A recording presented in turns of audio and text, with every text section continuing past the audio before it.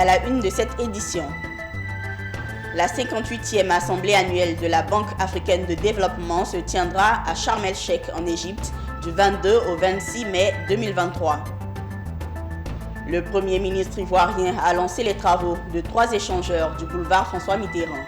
Ils relieront la commune de Benjéville à celle de Cocody pour faciliter la mobilité. Le ministre en charge de la santé de l'État ivoirien a présenté les impacts de la consommation de la drogue en milieu jeune au Conseil économique, social, environnemental et culturel. Bienvenue, mesdames et messieurs, pour le journal sur Business 24 Africa. C'est un plaisir de vous retrouver. Ouvrons cette édition avec la Banque africaine de développement. Sa 58e assemblée annuelle se tiendra en Égypte du 22 au 26 mai 2023 à Sharm el-Sheikh, cité balnéaire du pays des pharaons. L'annonce a été faite au siège de l'Abad à Abidjan Plateau. Issa Badini, Marius Seri. Conférence préparatoire ou annonciatrice de la 58e assemblée annuelle de l'Abad, c'est long, mais pour les dates et les lieux, ce seront du 22 au 26 mai prochain à Sharm el-Sheikh en Égypte. Et le secrétaire général de l'institution, conférencier du jour, annonce déjà les couleurs.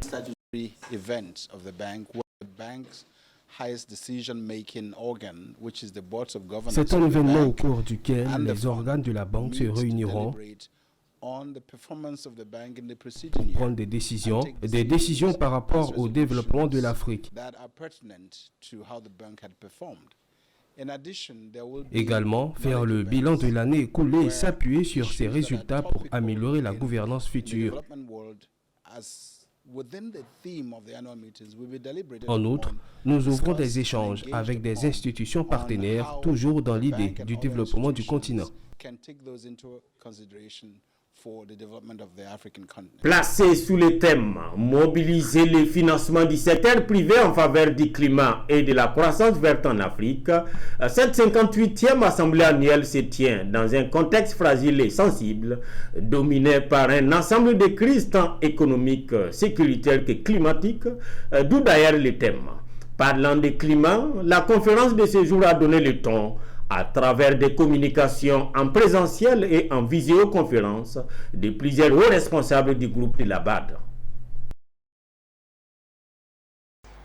Contribuer au renforcement et au développement des infrastructures dans la dynamique d'accroître la mobilité au niveau de la ville d'Abidjan.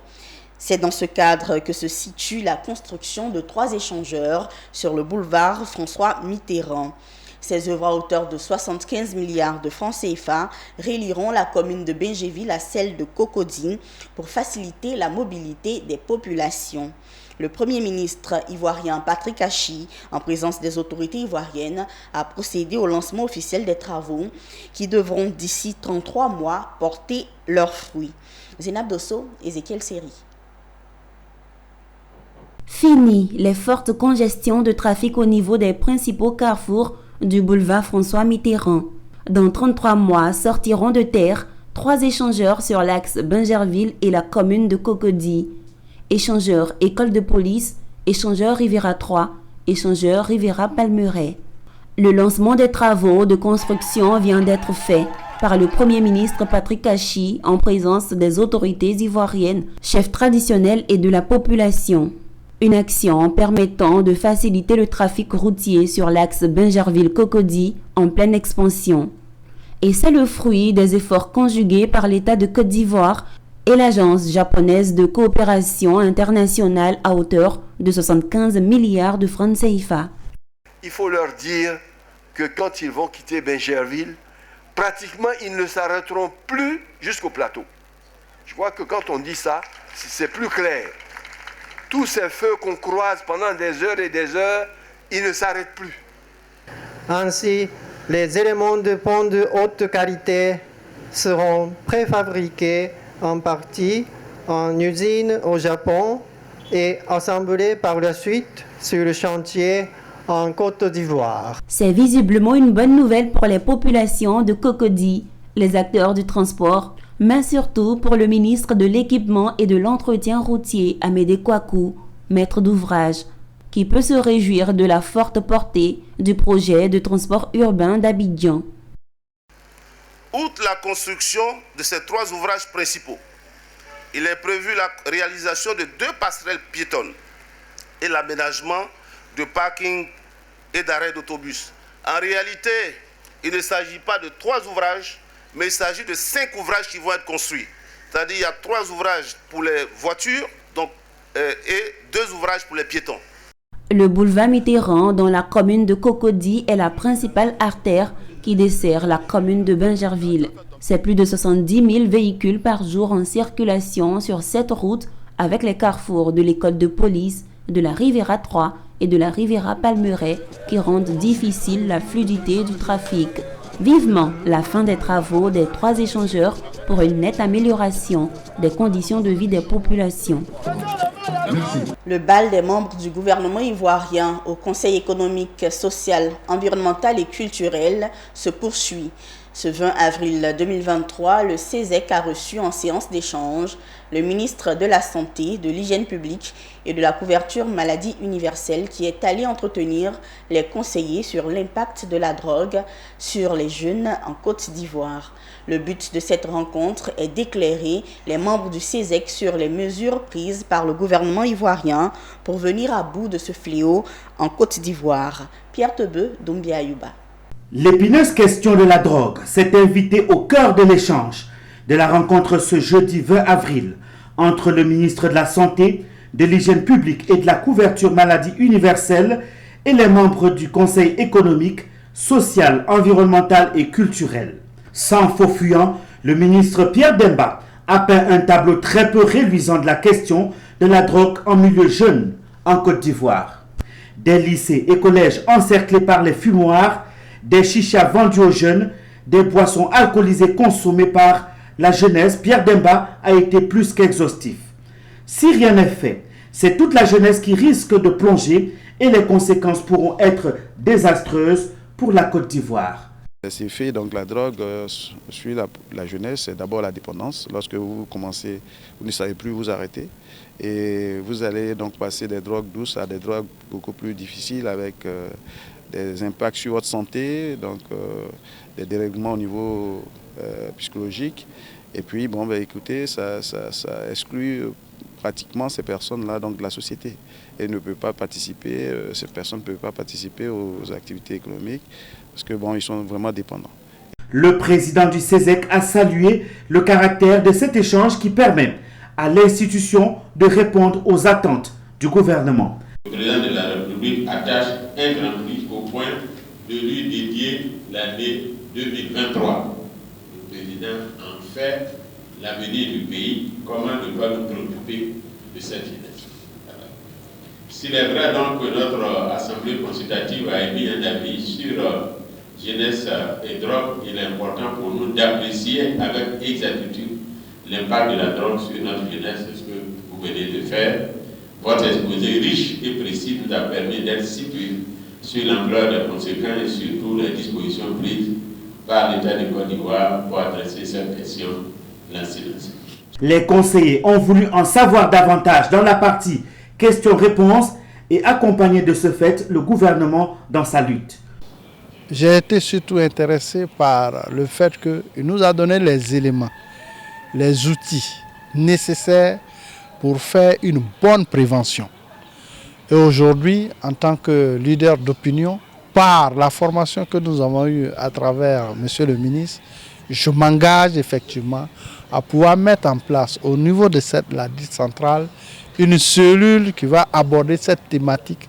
Heureusement que les réponses données ont convaincu les conseillers qui ont applaudi les solutions du ministre Pierre Demba face à la problématique de la drogue sur la jeunesse ivoirienne.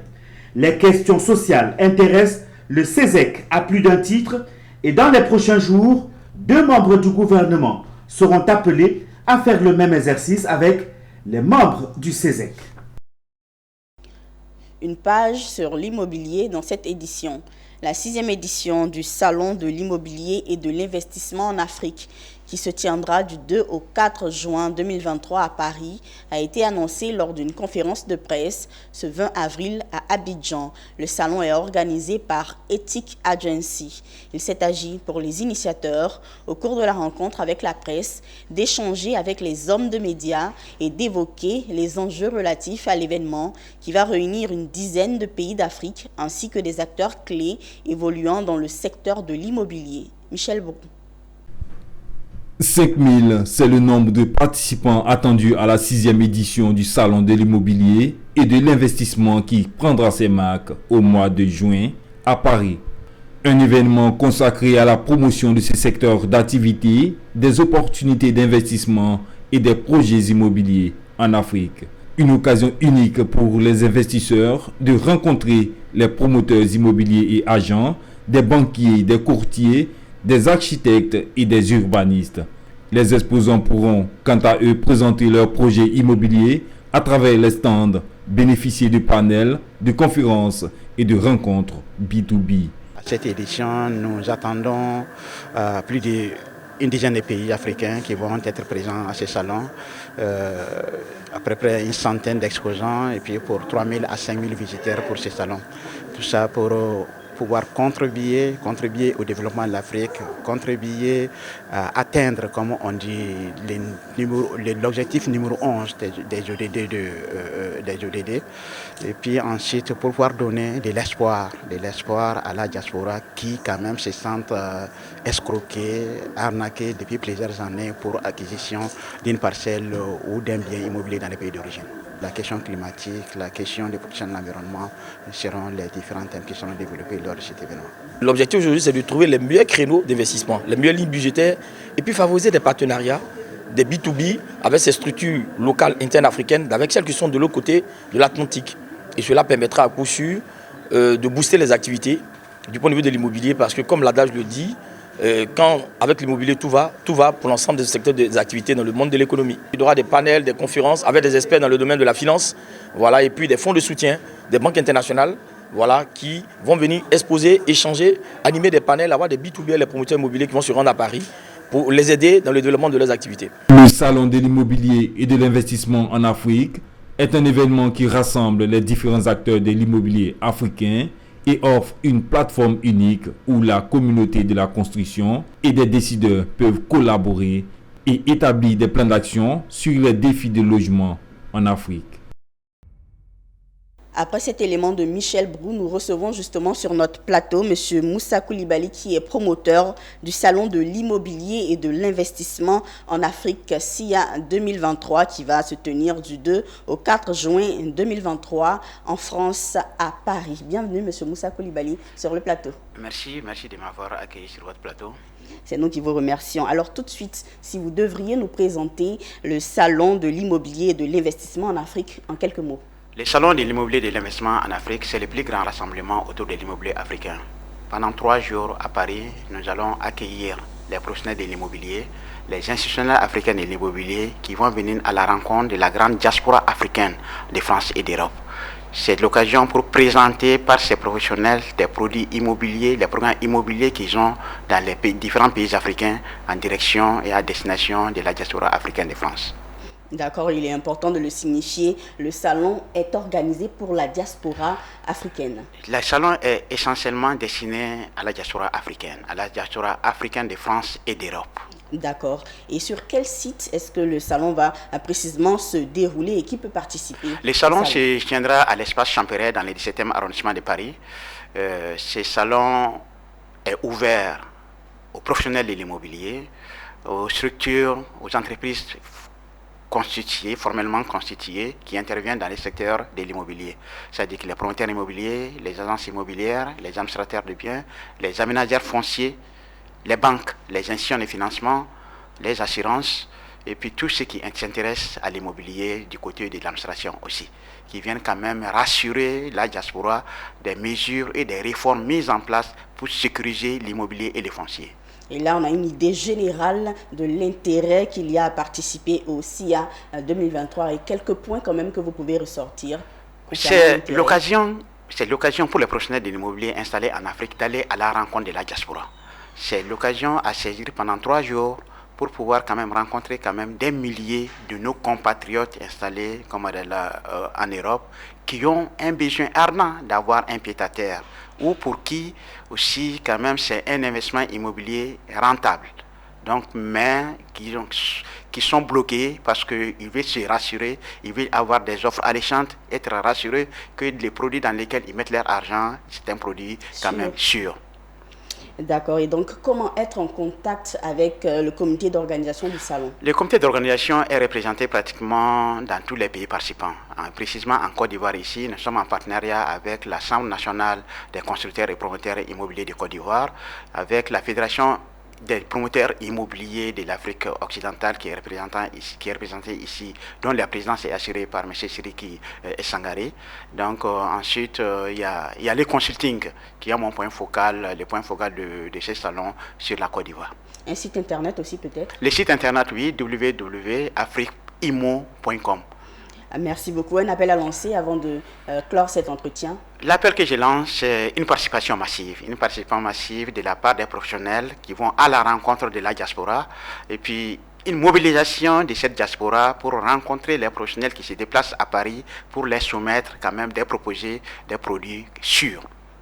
Produits sûrs. Merci à M. Moussa Koulibaly d'avoir été sur le plateau de Business 24 Africa pour parler de ce salon de grande envergure, le salon de l'immobilier et de l'investissement en Afrique SIA 2023 à destination de toute la diaspora qui va se tenir du 2 au 4 juin 2023 à Paris. Merci. Poursuivons ce journal avec le bilan du programme national ivoirien de lutte contre le paludisme. Le programme national de lutte contre le paludisme PNLP a dressé le bilan de ses actions. Un bilan positif mais insuffisant malgré la baisse des cas de décès de malades. Le bilan a été présenté ce mercredi 19 avril 2023 lors d'une conférence animée par le directeur du programme au siège de l'organisation. Walter Kofi, Marius Seri. Classée parmi les 10 pays à fort impact du paludisme en 2019, la Côte d'Ivoire occupe, selon l'Organisation mondiale de la santé, depuis 2021, la 20e place en termes de décès liés à la malaria dans le monde. Le pays, dans sa lutte contre ce fléau, s'est doté d'outils technologiques de dernière génération ainsi que de procédés innovants tels que des traitements à titre préventif et est passé à une intensification de ses actions, le tout qui lui ont valu une baisse considérable de ses nombres de cas. Toutes ces mesures ont été énumérées lors d'une conférence tenue par le Programme national de lutte contre le paludisme qui a dressé un bilan. En Côte d'Ivoire, la mortalité a considérablement baissé pour atteindre le taux de 4 décès pour 100 000 habitants. Les interventions clés réalisées en 2022 sont l'innovation de la lutte antivectorielle par la dotation de notre pays de 2 drones, c'est-à-dire que l'utilisation de nouvelles technologies. Avec ces drones, nous avons pu pulvériser les gîtes larvaires qui sont inaccessibles aux populations. Et ces drones-là nous ont permis, avant ça, nous avons permis de faire la cartographie. Donc, à ce jour dont je vous parle, nous avons travaillé dans 12 districts avec lesquels nous avons exactement le nombre de la cartographie des gîtes larvaires sur lesquels nous travaillons aujourd'hui. L'introduction de la chimioprévention du paludisme chez les nourrissons dans 3 districts sanitaires. Malgré les progrès enregistrés, le paludisme demeure la première cause de consultation dans le pays. L'infection se présente comme une problématique majeure pour la santé publique. Le ministère de la Santé, à travers le PNLP, tient à maintenir ses acquis. Aussi, plusieurs défis sont à relever à partir de 2023, c'est-à-dire mobiliser le cap de moustiquaires pour la campagne 2024 et la distribution continue, communautaire et établissement des préscolaires. La mobilisation des ressources domestiques pour combler le gap financier aussi de l'organisation de la campagne 2024, le renforcement de l'implication du secteur privé, lucratif et non lucratif, dans la lutte contre le paludisme. Je vous disais tout à l'heure que j'étais en négociation avec le bailleur PMI pour le financement de la lutte contre le paludisme 2024 et 2025. Le programme national de lutte contre le paludisme en Côte d'Ivoire a pour but de contribuer de manière significative à l'amélioration du bien-être de la population en réduisant le fardeau du paludisme d'ici 2025. Pour y parvenir, il s'est fixé des objectifs en lien avec la stratégie technique mondiale de lutte contre le paludisme 2016-2030. Une convention de collaboration a été signée mercredi 19 avril entre l'Union des footballeurs professionnels de Côte d'Ivoire et une entreprise immobilière spécialisée dans les BTP et l'aménagement foncier. C'est une convention qui permettra aux footballeurs professionnels et leurs supporters de bénéficier d'achats de terrains et de maisons à des conditions et des coûts dits étudiés. On en sait davantage avec Mondezo Nascimento et Ismaël Doza. C'est un premier accord historique entre l'Union des footballeurs professionnels de Côte d'Ivoire et Gilles CI, entreprise de BTP. Après la signature des clauses devant collaborateurs, amis, têtes couronnées et professionnels des médias, les parapheurs ont été échangés. C'est donc parti pour une collaboration jugée utile qui fera des footballeurs professionnels de Côte d'Ivoire des propriétaires de terrains et de maisons. Les conditions sont à cet effet étudiées pour permettre à ces acteurs du cuiron ivoirien d'acquérir des biens immobiliers sans tracasserie et dans la transparence. Nous donnons la possibilité aux joueurs, surtout locaux, mais aussi internationaux, et aux 12e hommes, aux supporters, à tous les membres qui adhèrent à l'Union des footballeurs professionnels de Côte d'Ivoire, ce n'est pas seulement les joueurs, d'avoir la possibilité d'acquérir des terrains avec des modalités négociées par l'Union des footballeurs professionnels de Côte d'Ivoire. Dans les difficultés, dans la précarité, il était important aussi pour moi et toutes les personnes qui me suivent, qui ont la même pensée que moi, d'accompagner ces joueurs-là. Je le dis sincèrement, c'est d'un cœur très très ouvert, un cœur rempli de dévouement, voilà, que je viens pour qu'il y ait déjà le côté de défendre les droits du joueur, mais en plus de cela, améliorer les conditions de vie. Donc on a mis en place un plan d'action, et dans notre plan d'action aussi, et dans notre perspective, il était important que le joueur, après le foot, ait une demeure où vraiment il peut vivre. Gilles Côte d'Ivoire est un groupe d'investissement d'Ivoiriens vivant en Côte d'Ivoire, mais aussi de la diaspora. Il s'est aussi investi dans l'éducation et la formation. Rendons-nous à présent à Tanda, à 60 km de Bondoukou, dans le nord-est ivoirien, où s'est tenu l'atelier de lancement des plans d'urbanisme directeur de 80 chefs-lieux de département.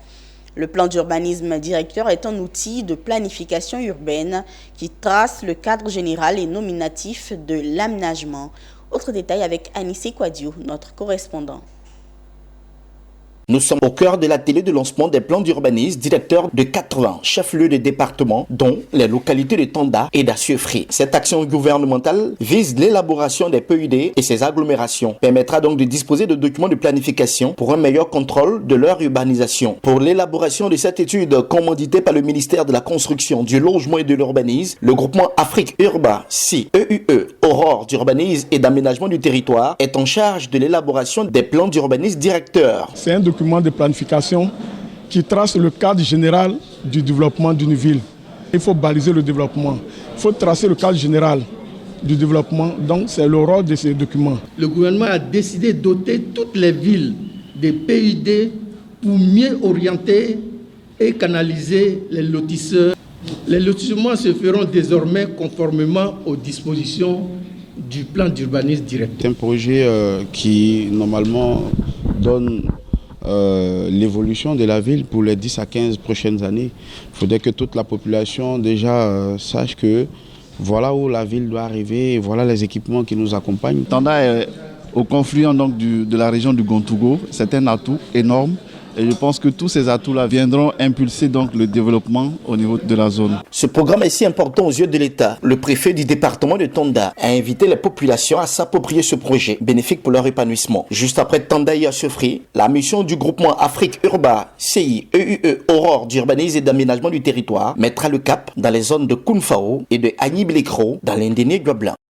Parlons de préservation de la faune et de la flore avant de refermer cette édition. Le ministre de l'Environnement et du Développement durable de Côte d'Ivoire, Jean-Luc Assing, s'est imprégné des réalités du parc national de la Komwe.